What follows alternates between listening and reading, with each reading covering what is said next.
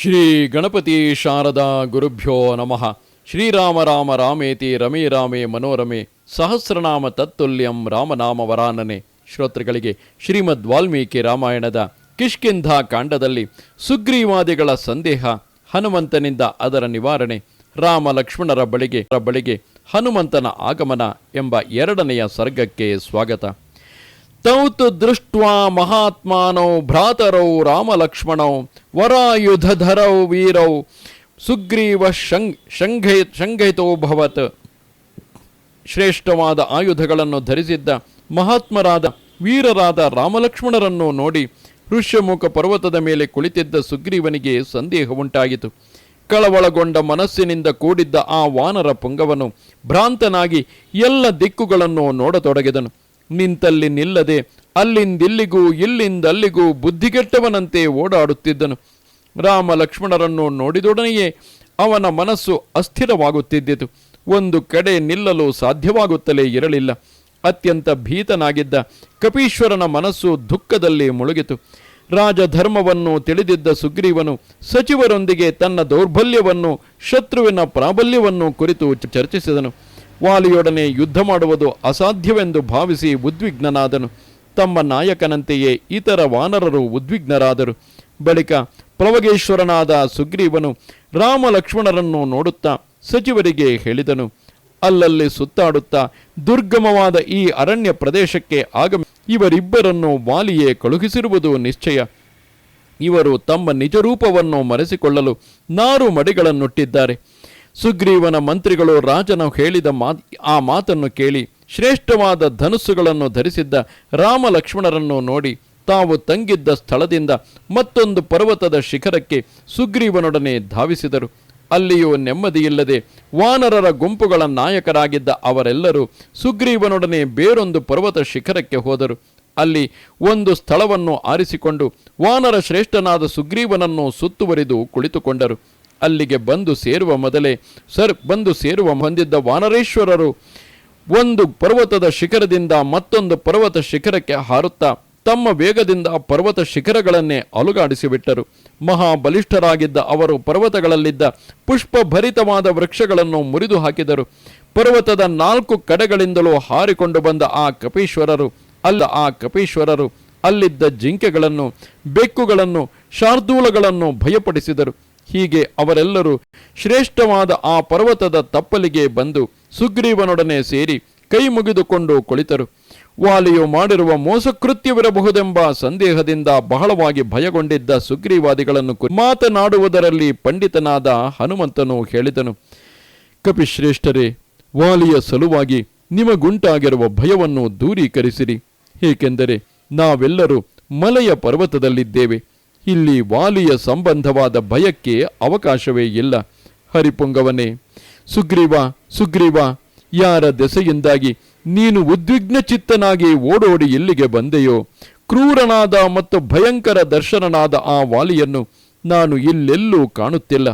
ಪಾಪ ಕರ್ಮನಾದ ಅಗ್ರಜನಾದ ಯಾವ ವಾಲಿಯಿಂದ ನಿನಗೆ ಭಯವಿರುವುದೋ ದುಷ್ಟಾತ್ಮನಾದ ಆ ವಾಲಿಯು ಇಲ್ಲಿಗೆ. ಆದುದರಿಂದ ನಿನಗೆ ಯಾವ ವಿಧವಾದ ಭಯವನ್ನು ನಾನಿಲ್ಲಿ ಕಾಣುತ್ತಿಲ್ಲ. ಅಹೋ ಶಾಖಾ ಮೃಗತ್ವಂತೆ ವ್ಯಕ್ತಮೇವ ಪ್ಲವಂಗಮ ಲಘುಚಿತ್ತ ತಯಾತ್ಮಾನಂ ನಸ್ಥಾಪಯತಿ ಯೋ ಮತೌ. ನೀನು ರೆಂಬೆಗಳಿಗೆ ಚಂಚಲ ಬುದ್ಧಿಯಿಂದ ಹಾರಾಡುವ ಶಾಖಾಮೃಗ ಎಂಬುದು ಈ ನಿನ್ನ ವರ್ತನೆಯಿಂದ ವ್ಯಕ್ತವಾಯಿತು.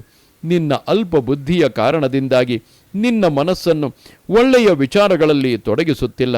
ಯಾವುದನ್ನು ಸರಿಯಾಗಿ ವಿಚಾರ ಮಾಡುತ್ತಿಲ್ಲ. ಬುದ್ಧಿಯಿಂದಲೂ ಮತ್ತು ವಿಜ್ಞಾನದಿಂದಲೂ ಸಂಪನ್ನನಾಗಿ ಇತರರ ಹಾವಭಾವಗಳಿಂದ ಅವರ ಮನೋಭಾವ ಎಲ್ಲ ಕಾರ್ಯಗಳನ್ನು ಮಾಡು.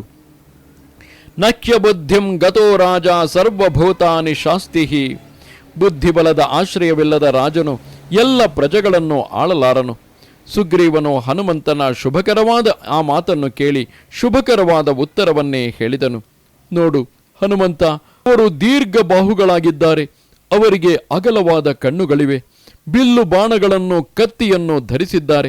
ದೇವಕುಮಾರರಂತೆಯೇ ಇದ್ದಾರೆ. ಇಂತಹವರನ್ನು ನೋಡಿದರೆ ಯಾರಿಗೆ ತಾನೇ ಭಯವಾಗುವುದಿಲ್ಲ. ಪುರುಷ ಶ್ರೇಷ್ಠರಾದ ಇವರನ್ನು ವಾಲಿಯೇ ಕಳುಹಿಸಿರಬಹುದೆಂದು ನಾನು ಶಂಕಿಸುತ್ತೇನೆ. ರಾಜಾನೋ ಬಹುಮಿತ್ರಾಶ್ಚ ವಿಶ್ವಾಸೋ ನಾತ್ರ ಹಿ ಕ್ಷಮಃ.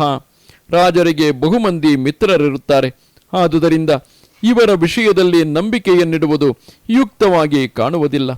ಅರಯಶ್ಚ ಮನುಷ್ಯೇಣ ವಿಜ್ಞೇಯಾಶ್ಚದ್ಮಚಾರಿಣಃ ವಿಶ್ವಸ್ತ ಛಿದ್ರೇಶು ಪ್ರಹರಂತಿ. ವೇಷವನ್ನು ಮರೆಸಿಕೊಂಡು ತಿರುಗಾಡುವ ಶತ್ರುಗಳನ್ನು ಬುದ್ಧಿವಂತನಾದ ಮನುಷ್ಯನು ಪತ್ತೆ ಹಚ್ಚಬೇಕು. ಏಕೆಂದರೆ ಯಾರನ್ನೂ ನಂಬದೆ ಎಚ್ಚರದಿಂದಿರುವ ಶತ್ರುಗಳು ಯಾವ ವಿಧವಾದ ಅಪಾಯವೂ ಇಲ್ಲವೆಂದು ನಂಬಿರುವವರನ್ನು ಸಮಯವರಿತು ಛಿದ್ರಾನ್ವೇಷಣೆ ಮಾಡಿ ಪ್ರಹರಿಸುತ್ತಾರೆ. ರಾಜನೀತಿಗೆ ಅನುಸಾರವಾಗಿ ಕಾರ್ಯ ಮಾಡುವುದರಲ್ಲಿ ವಾಲಿಯು ಮಹಾಬುದ್ಧಿವಂತನು.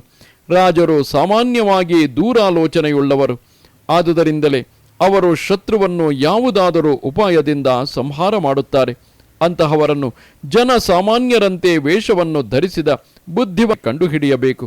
ಆದುದರಿಂದ ನೀನು ಈ ಸಮಯದಲ್ಲಿ ಸಾಮಾನ್ಯನಂತೆ ಅವನ ಬಳಿಗೆ ಹೋಗಿ ಅವನ ರೂಪ, ಚಲನವಲನಗಳು, ಅವರಾಡುವ ಮಾತುಗಳು ಇವುಗಳಿಂದ ಅವರಾರು ಎಂಬುದನ್ನು ತಿಳಿದು ಬರಬೇಕು. ಅವರ ಸ್ವಭಾವವನ್ನು ಸೂಕ್ಷ್ಮವಾಗಿ ಪರಿಶೀಲಿಸು.